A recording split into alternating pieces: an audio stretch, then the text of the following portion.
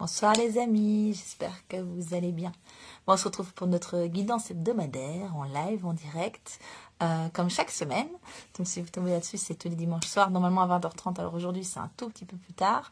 Mais donc voilà. Qu'est-ce que je voulais vous dire? Je voulais vous dire, il y a une guidance à choix, si vous voulez regarder, elle est disponible sur ma chaîne YouTube, sur ton avenir en amour, 5 choix, 5 possibilités, donc c'est intéressant d'aller jeter un œil. Aussi, il y a ces guidances hebdomadaires, en fait, elles sont également sur ma chaîne YouTube, dans la playlist guidance de la semaine. Je vous invite vraiment à aller jeter un œil en mode un peu choix, c'est-à-dire qu'il y a toutes celles que j'ai faites depuis que j'ai commencé, donc à raison d'une fois par semaine, je sais pas combien il y en a, je les ai pas comptées en fait. Mais c'est intéressant, si tu cherches un message, tu peux, voilà, tu peux dire, ah, tiens, j'ai besoin de réponse ou j'ai besoin de guidance par rapport à mon ici maintenant, quelle est la bonne, et aller piocher finalement dans ce paquet de vidéos, celle peut-être qui répond à ta question, à ton questionnement, qui est peut-être le message que tu as besoin d'entendre dans ton ici maintenant. Donc c'est une manière aussi intéressante et pertinente d'aller utiliser ces vidéos pour recevoir des messages pour toi. Bon. Donc, dans la semaine qui débute donc demain, lundi de Pâques, le 21 avril. Donc, on m'invite à tirer d'abord un jeu du petit miroir, du petit grimoire au grand pouvoir. C'est un jeu de cartes oracle plutôt destiné aux enfants. Mais voilà, je pense qu'il y a peut-être un petit truc pour toi, les péchés. Je t'en continue.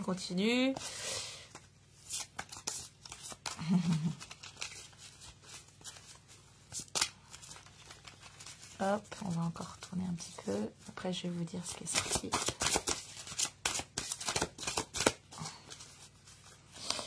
Laquelle c'est la bonne? C'est celle-là. Ok. Ok, bon. L'essence en éveil. Je sais pas si vous voyez, mais donc on a plein de sens, allez, plein de fleurs.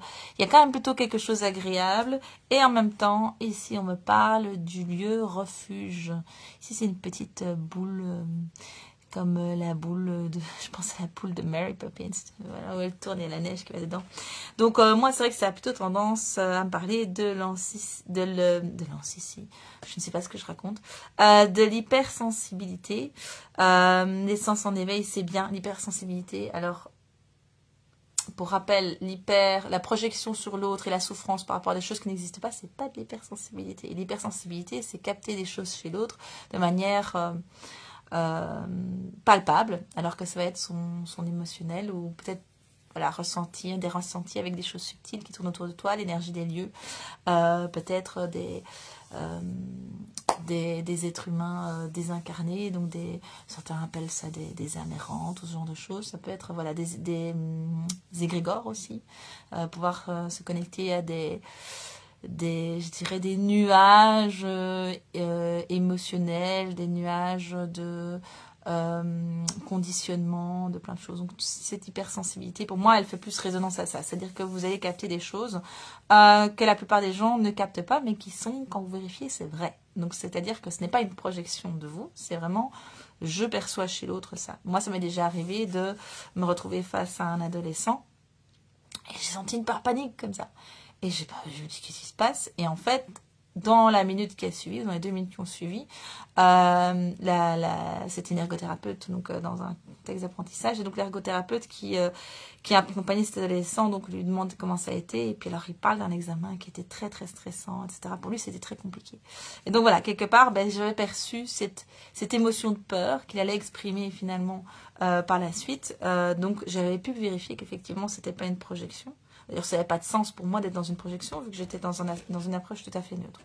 Donc, le message pour cette semaine, c'est que l'hypersensibilité, en tout cas, pour débuter, c'est à la fois un cadeau, mais c'est comme tous les cadeaux, comme tous les talents, il faut en prendre soin, il faut prendre soin de soi aussi à travers soi, c'est-à-dire que cette hypersensibilité va nous permettre de percevoir la beauté dans les détails, nous permettre de nous sentir bien avec des personnes qui sont elles-mêmes bien, mais le côté un peu plus difficile, et peut-être d'accompagner aussi des gens, peut-être qu'on peut effectivement apporter un soutien à ceux qui en ont besoin à travers cette sensibilité-là, pouvoir pointer du doigt certaines choses qui doivent être mises en lumière, qui doivent être un peu exprimées, j'ai envie de dire, dans la matière, et pas depuis un espace qui est que introspectif, aussi pour dépasser certaines choses. Donc il y a beaucoup de plaisir à ça. Il y a cette hypersensibilité qui se traduit ici vraiment à travers un côté, c'est un côté un peu épicurien aussi. Donc moi quand je suis heureuse, je suis très heureuse parce que je suis dans cette hyper ouverture du cœur, et donc voilà. Mais c'est vrai que quand je suis face à des personnes qui sont en souffrance, je vais peut-être être impactée plus que d'autres. De nouveau, ça dépendra du contexte. Hein. Donc, je dis moi, mais évidemment, vois si ça résonne pour toi. Et donc, dans ce moment-là, ça va être important de pouvoir trouver finalement un espace de sécurité, un lieu refuge, un espace qui peut être, son chez-soi, ça peut être aller se balader dans la nature, ça peut être une église, ça peut être n'importe quoi, ça peut être physique, comme ça peut être aussi depuis un espace mental. Donc tu peux tout à fait te mettre dans ton lit par exemple, et tu fermes les yeux et tu t'imagines dans un endroit où tu te sens bien, un endroit qui t'apporte beaucoup de joie, un endroit que tu as connu par le passé, peut-être qui était ton endroit de sérénité, l'endroit un peu magique. En tout cas, il y a une notion de pouvoir trouver cet équilibre à travers, dans cette hypersensibilité qui est effectivement un cadeau, une ressource, mais qui a finalement ses inconvénients aussi. On peut pallier à ces inconvénients en allant mettre en pause, en allant à la rencontre en se mettant en tout cas dans un espace de sécurité intérieure et de sécurité extérieure. Les deux sont intéressants. Ok, très bien. Alors, tu veux que je tire encore une carte? Attends. Ouais, c'est celle-là. Ok, la cape du super-héros. Je vais aller voir ce que dit le jeu. J'ai l'impression que ça met en place un peu cette histoire. Oui, attends, oui. Le super-pouvoir, oui, c'est ça. Donc, bon, peut-être qu'on veut aussi que je vous raconte ça. Pour moi, l'hypersensibilité, c'est un super-pouvoir. Si vous êtes fan des X-Men, des comics, des X-Men, que vous connaissez un petit peu, le professeur Xavier, il accompagne les mutants, donc ceux qui ont développé des pouvoirs, qui en général, ils font plein de bêtises, ils sont très malheureux, ils ont peur d'eux-mêmes et de leurs capacités, ils se font souffrir et ils font parfois souffrir les autres malgré eux. Et donc, il leur apprend à gérer leurs pouvoirs. Donc, dans cette approche du professeur Xavier, donc c'est cette notion de pouvoir retrouver effectivement la confiance en soi. Alors soit en apprenant, en s'entraînant, parce que voilà, ils s'entraînent vraiment pour gérer leur pouvoir, soit parfois il met en place certaines adaptations. Donc si vous connaissez Cyclope, c'est celui qui brûle les choses avec ses yeux de manière involontaire, mais en fait il a une lunette spéciale sur laquelle il va appuyer pour ouvrir ou pas appuyer pour fermer. Donc ce qui fait que ça limite, enfin c'est lui qui a le contrôle tout le temps sur son super pouvoir. Donc cette hypersensibilité, je pense que c'est pas pour rien que c'est dans quelque chose de positif, parce qu'on est toujours dans une approche, mais c'est souffrant, c'est négatif, etc.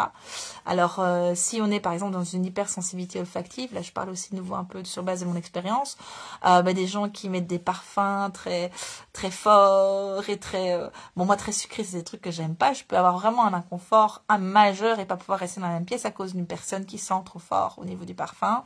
Voilà, ça amène un inconfort chez moi, et donc je suis obligée de composer et de pouvoir m'éloigner pour trouver un refuge. Mais c'est pas pour autant que c'est un défaut. Si après je l'utilise aussi comme ça me permet de peut-être de développer, de devenir œnologue, de développer peut-être des fragrances parce que je suis créatrice de parfums. Enfin, je sais pas, ça devient évidemment un super pouvoir.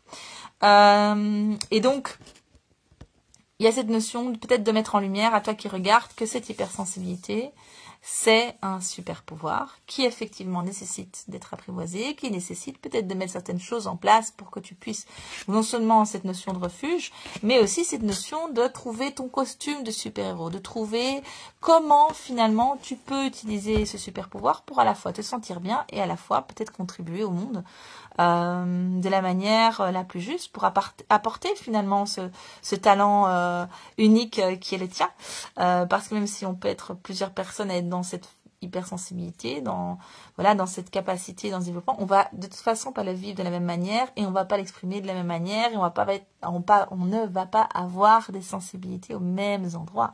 Et donc c'est intéressant d'aller voir un petit peu, ok, ben moi comment ça fonctionne, qu'est-ce qui marche, quels sont mes atouts, quelles sont les difficultés, qu'est-ce que je peux mettre en place par rapport à ces difficultés, et ok, comment est-ce que finalement je vis avec ça pour en faire vraiment, pour optimiser au grand maximum cet atout, pour que tu puisses utiliser au mieux ces talents pour toi et pour contribuer au monde. Oui, on me dit que c'est oui.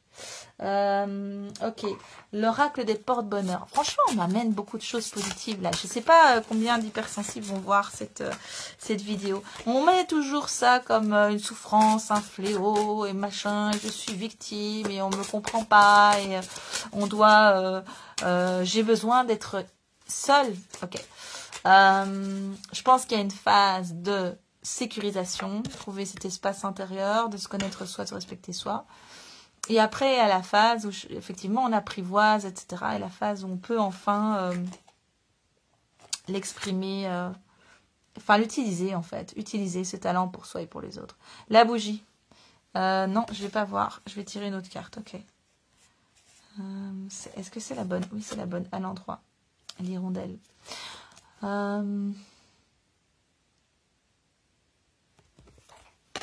C'est pas très clair pour moi, les gars.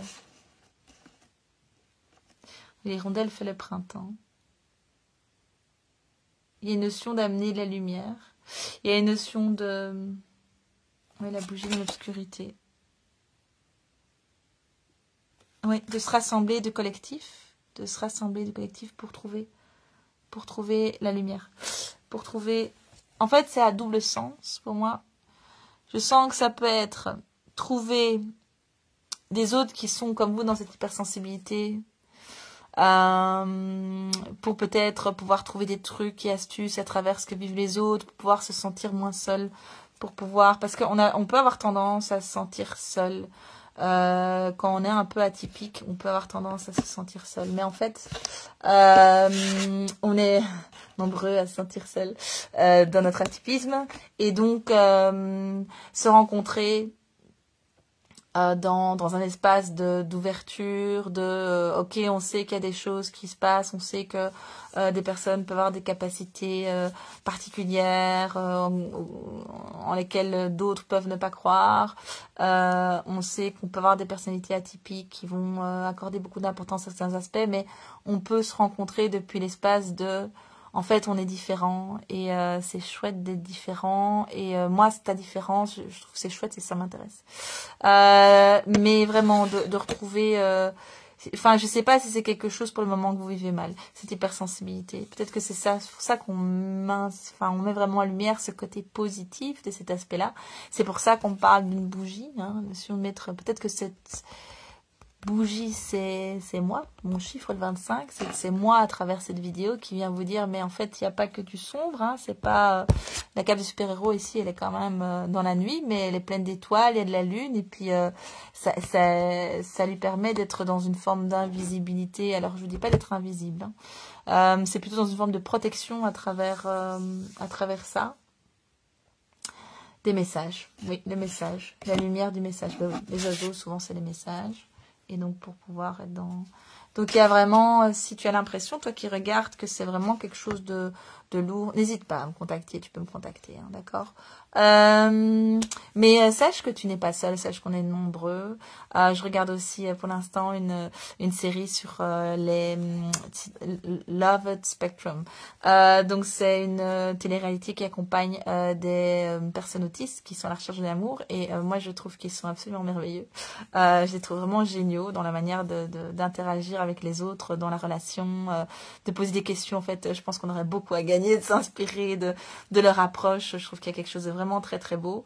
Et donc à travers, finalement, même pour un autiste par exemple, ils ont quand même, pour moi, ce super pouvoir de non-conditionnement.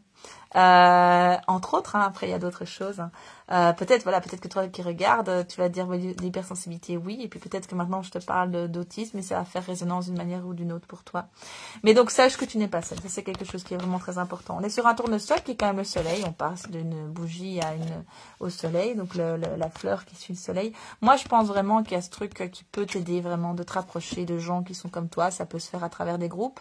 Mais fais attention, des groupes Facebook je pensais, ou des groupes collectifs, mais fais attention vraiment de te retrouver en contact avec des gens qui sont d'une approche positive, bienveillante, nourrissante, et pas dans un truc de pas chouette, de je suis une victime, les autres doivent s'adapter, ou je dois m'isoler en permanence, parce que la réalité de chacun est la réalité de chacun, et je pense que l'hypersensibilité nécessite qu'on soit dans un équilibre, c'est-à-dire dans la rencontre de l'autre au sens large et dans les temps qualitatifs pour soi. Alors ça peut être effectivement dans des espaces de méditation, dans des espaces dans une chambre, dans une pièce un peu sacrée avec un hôtel où je sais pas ce que tu pourras avoir fait, peu importe, mais il y a une notion en tout cas et peut-être avec quelqu'un que tu aimes ou près de qui tu te sens vraiment bien, peut-être avec tes enfants, enfin peu importe, mais il y a cette notion en tout cas de trouver un équilibre entre ce qui te demande certaines ressources, mais que tu as plaisir, parce qu'il y a une notion d'être nourri aussi à ça, nourri aussi au collectif, et des moments justement où tu peux retrouver de la sérénité, de la paix intérieure, quelle que soit la manière dont tu le fais. Il y a quelque chose d'important encore, oui.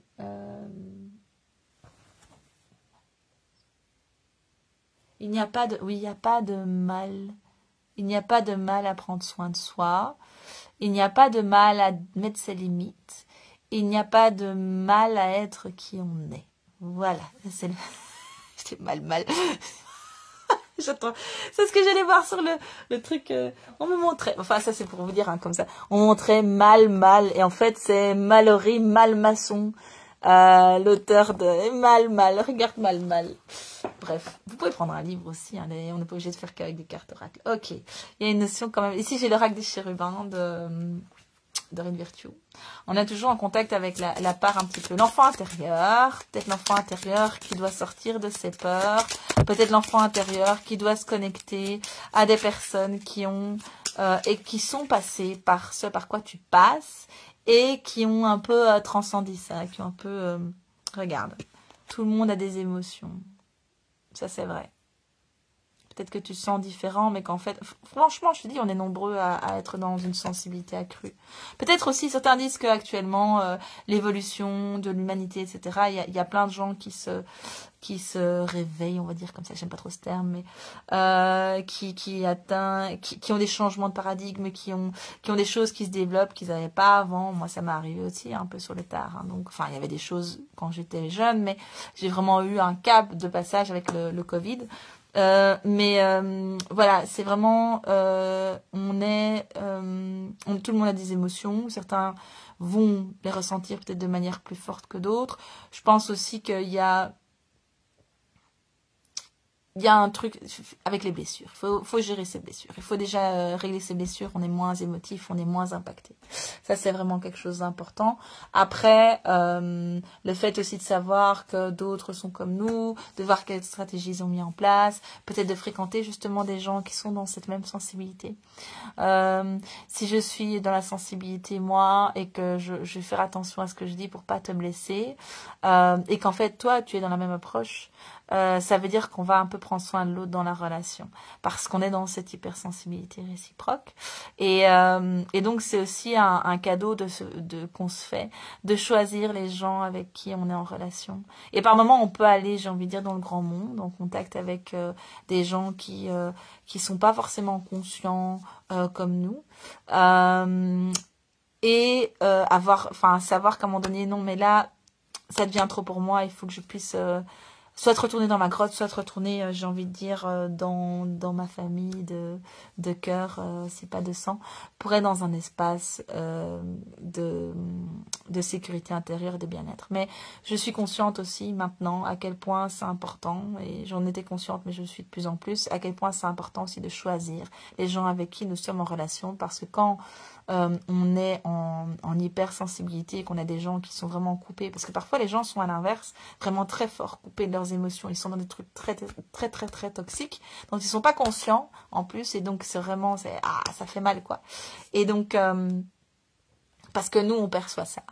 Enfin en tout cas moi je l'ai perçu, et donc je le subis, mais sans aucun levier d'action, vu que l'autre n'est pas conscient, et l'autre va être uniquement dans de la projection et dans des trucs comme ça. Donc c'est important d'être conscient, de bien choisir les gens qui nous entourent, et que si à un moment donné on décide d'aller un petit peu dans le monde à la rencontre des personnes qui sont coupées quelque part d'une part d'eux, de le faire en conscience et de savoir que voilà, c'est ok pour soi tant que c'est ok pour soi, et qu'à un moment donné, ben, si ça va pas, on met ses limites.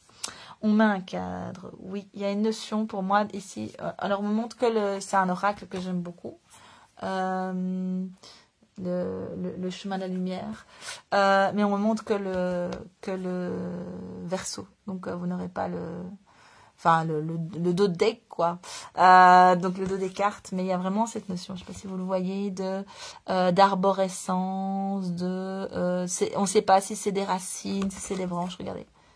Bon, ça a l'air plutôt les racines là, mais après c'est une vision de l'esprit, hein, si on regarde comme ça, c'est chou vers chou, on voit pas vraiment la partie inférieure. Donc il y avait une notion d'expansion, il y a une notion de créer du lien, il y a une notion aussi de prendre de l'espace, de pouvoir s'ancrer plus profondément, d'arriver à une sécurité intérieure et d'être dans un espace où on peut se sentir bien. Ouais. De se nourrir de manière saine. Alors ça peut se traduire au niveau physique, mais c'est vraiment plutôt se nourrir d'un point de vue humain, d'un point de vue émotionnel, d'un point de vue relationnel à des personnes qui sont saines pour nous, avec lesquelles on se sent bien, on se sent non jugé, on se sent apprécié pour qui on est, dans notre authenticité, dans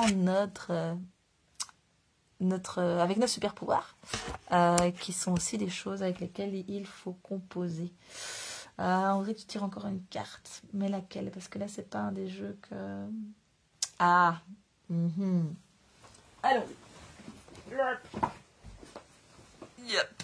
J'entends 66. Alors, c'est un jeu, il y a 78 cartes. Je vais aller prendre le 66.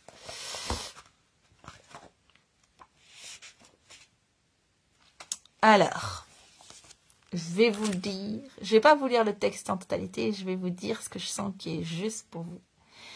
Donc, c'est le jeu des vérités cachées. C'est un jeu qui est super chouette, très confrontant, donc très très utile parce que il y a une notion de on ne se ment plus là maintenant, je te confronte à la réalité. Là, tu es en train de flipper total, tu as raison.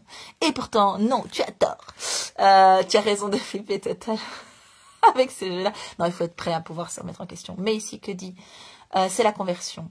Si tu as tiré ce sceau, reçois-le comme des félicitations. Tu as apporté un changement positif sur le plan mental et émotionnel qui se convertit maintenant physiquement dans ton corps sous la forme d'un bien-être accru. Donc, je vais quand même te dire l'autre côté parce que j'ai l'impression que c'est une évolution. Il faut que je te dise quand même les deux. Tu vois, j'ai envie d'être dans le positif. Mais c'est soit des félicitations, soit l'avertissement. Si c'est l'avertissement, c'est ton manque de considération du stress émotionnel et mental qui te fait se manifester physiquement sous la forme d'une diminution du bien-être. En d'autres termes, l'aspect émotionnel et mental de la vérité de soi dont on n'a pas conscience ou qu'on n'admet pas se transforme en symptômes physiques. Donc il y a une notion d'être attentif à son corps. Le corps est une manifestation de notre conscience. Il essaie d'attirer notre attention. Soit il vous félicite pour un changement que vous avez fait, soit il essaie de vous amener à faire un changement. Donc il y a une notion de transmettre un message sur votre vérité personnelle. Vous n'êtes pas séparé de vos pensées et de vos émotions. Par exemple, si vous êtes constamment fatigué, vous vivez peut-être votre vie en fonction de ce qui doit être fait, ce qui revient à épuiser l'inspiration et la motivation intrinsèque de votre être, et qui peut se convertir en changement chimique réel dans votre cerveau et vos muscles. Si vous sentez que vous êtes impuissant dans vos relations, vous pouvez percevoir que vous n'avez absolument pas le contrôle de processus ou libre arbitre impliqué dans les actions de donner et de recevoir des autres. Vous pouvez avoir tendance à vous sentir isolé, à vous méfier, à vous retrouver dans des relations d'amour-haine, à avoir de la difficulté à vous engager dans des relations, et donc, parce que la vie est une relation, à avoir de la difficulté à vous engager dans la vie sur Terre. Donc, de ce fait, vous pouvez avoir de la difficulté à trancher s'il vaut la peine de saisir la vie, et par conséquent, cette façon d'être se convertira en maladie physique. Alors, je ne vais pas vous dire ça, c'est des détails. Attends. Non, parce que si on est sur l'aspect physique. Moi, ce que j'entends vraiment, donc, c'est qu'il y a une notion d'être à l'écoute de soi. Je reviens un peu à ce qu'on a dit. C'est le respect de ses limites. Il y a quand même ces félicitations, parce que moi, je sens que tu es en chemin vers ça. Mais vous êtes plusieurs à regarder. Donc, ça peut être aussi, attention, c'est important de respecter ses limites. On parlait en début de l'hypersensibilité, la nécessité d'aller voir un lieu refuge, de pouvoir transmuter finalement, transmuter c'est pas le bon terme, de pouvoir apprivoiser ce super talent qu'est l'hypersensibilité pour à la fois respecter tes besoins et à la fois l'offrir au monde. Donc c'est quelque chose qui est important. Mais la base, ça reste quand même se respecter soi et ses limites. Si tu ne respectes pas toi et tes limites, ça va être souffrant. Alors, tu vas pas nécessairement avoir des symptômes physiques, quoique probablement que oui, il va y avoir des choses qui vont se passer, mais il n'y a pas que ça.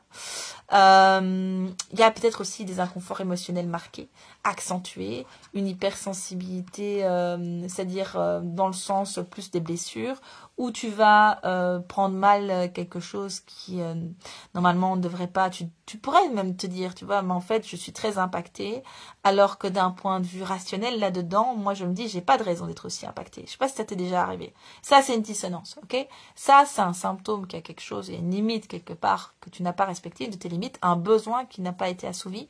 Il faut aller voir à l'intérieur ce qui se passe. Mais c'est super important, évidemment, de se respecter soi et de respecter ses limites. Donc, si tu regardes cette vidéo, pour moi, quel que soit le stade où tu en es, en tout cas, tu es déjà en chemin vers ça.